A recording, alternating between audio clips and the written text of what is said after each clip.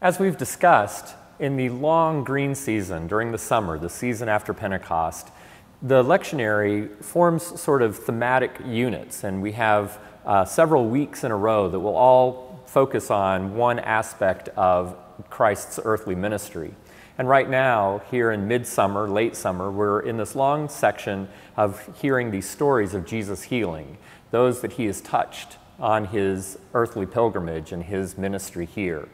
And this Sunday, the healing story that we have is Jesus healing a woman on the Sabbath, and the temple officials, the Pharisees, getting all up in arms about breaking the rules. And oftentimes we read this story as sort of an attack on legalism, on getting too fixed or too concentrating on rules. And I think that is, of course, what's going on, but the organizers of the lectionary, those folks who have chosen the readings that we have for Sunday by Sunday in our services, I think they had a little bit of a deeper idea of what's going on with this gospel narrative, because you can hear echoed before this in the Old Testament lesson, Jeremiah's call, where God says, I have chosen you. And Jeremiah says, but I'm only a boy. And God says, don't say you're only a boy. I've known you since you were in the womb, and even before, I have chosen you. And you can really hear the intimacy and how God is focused specifically on the heart and soul of Jeremiah.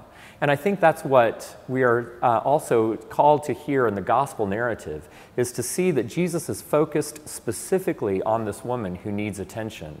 And he is not concerned with the rules, but it's because God is always focused on the individual. God is focused on you and your heart and your needs. And so that individuality and that intimacy that we have in God focusing on us is something that will run like a theme through the whole service. And so we'll hear that at the very beginning as we come in with our processional hymn, which talks about God in these sweeping strokes, and yet a God that is always focusing on the individual. But then we'll also hear echoes of that, especially at communion, when the choir sings this beautiful text, Jesu, the very thought of thee, which is a Latin poem, a translation of a Latin poem that probably comes from around the 12th century, and it's been something that has been part of our Christian tradition for a very long time. The musical setting that the choir will sing actually uses a hymn tune, St. Botolph, which is in our hymnal a few times, and which will probably be a familiar melody to you as they sing these ancient words.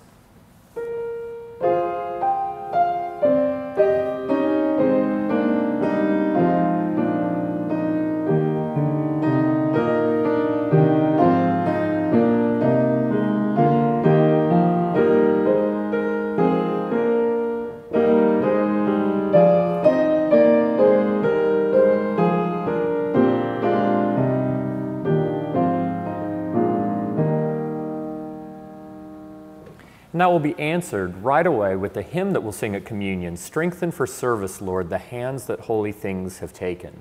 And this is in direct response to that Jeremiah reading, where God says, I have called you to be a witness among the people, and that by being nourished at communion, that is not something that is just to satisfy our own needs, but to empower us for ministry and to carry Christ's love out into the world.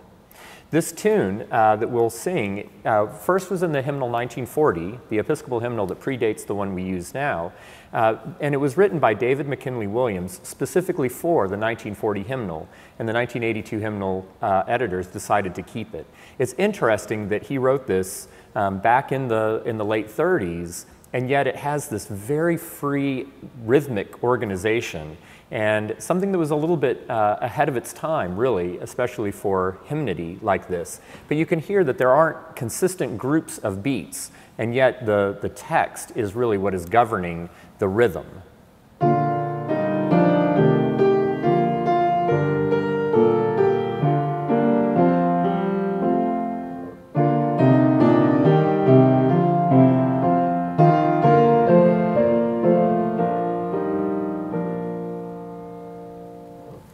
And then framing the service, we have something that isn't maybe so thematically related, but is still a joy for us all. The prelude and postlude will be played by our very own Carolyn Craig. We welcome her back on her brief stay before she goes back to London and starts her new position as suborganist at Westminster Cathedral.